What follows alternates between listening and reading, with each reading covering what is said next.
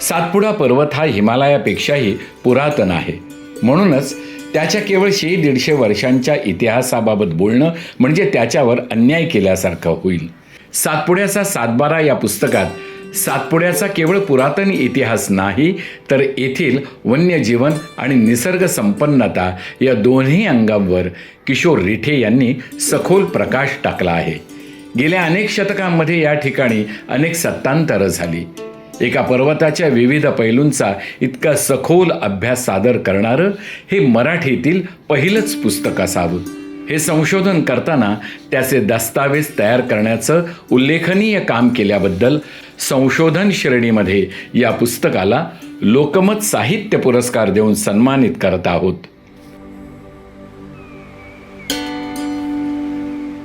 यानंतरचा पुरस्कार आहे संशोधन या क्षेत्रामधला आहे सातपुड्याचा सातबारा. लेखक आहेत किशोर रिठे.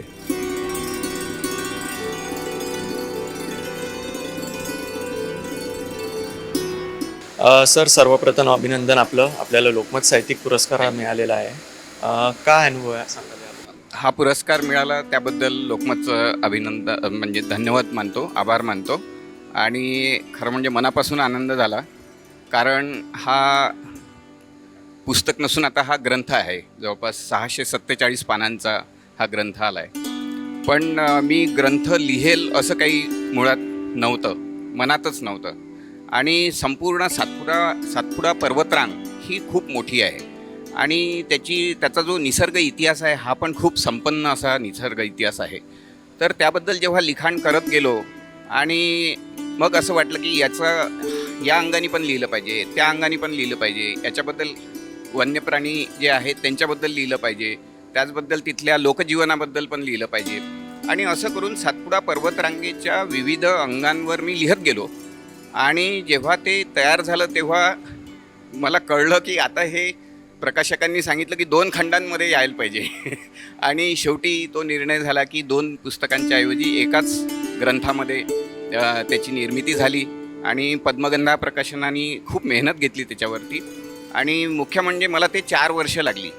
आणि मुळात माझं एकूण सगळं भारतामधलं काम लक्षात घेता वन्यजीव क्षेत्रामधलं मला वेळ मिळणं मुळातच शक्यच नव्हतं आणि नाही आजही. परंतु कोविडमध्ये मला 1 वर्ष मिळालं आणि त्या कोविडमध्ये याचं जवळपास 70% लिखाण मी कोविडच्या काळामध्येच पूर्ण केलं.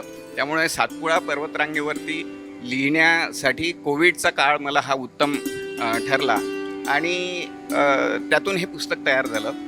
आणि त्याचे शेवटच्या काळामध्ये, कारण 2 वर्ष साधारणतः प्रकाशनाला लागली, कारण त्यामधून संपूर्ण हा प्रकाशन व्यवसाय कोविडनंतर संकटात सापडला होता. आणि त्या 2 वर्षाच्या काळात ते पुस्तक प्रकाशन होऊ शकलं नाही.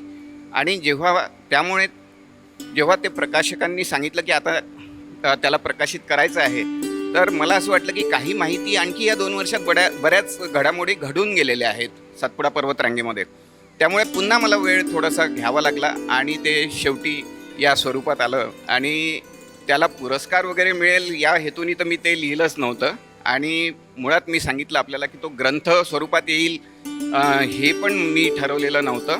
पण तो ग्रंथ बनला आणि तो मनापासून लिहिल्यामुळे कदाचित त्यामध्ये लोकमत समूहाला आणि संपूर्ण जी ज्युरी आहे तर त्यांना असं वाटलं की ते उत्कृष्ट, सर्वोत्कृष्ट संशोधन क्षेत्रामधलं ते पुस्तक आहे. आणि खरंच हे सगळं ऐकून मला निश्चितच खूप मनापासून आनंद झाला.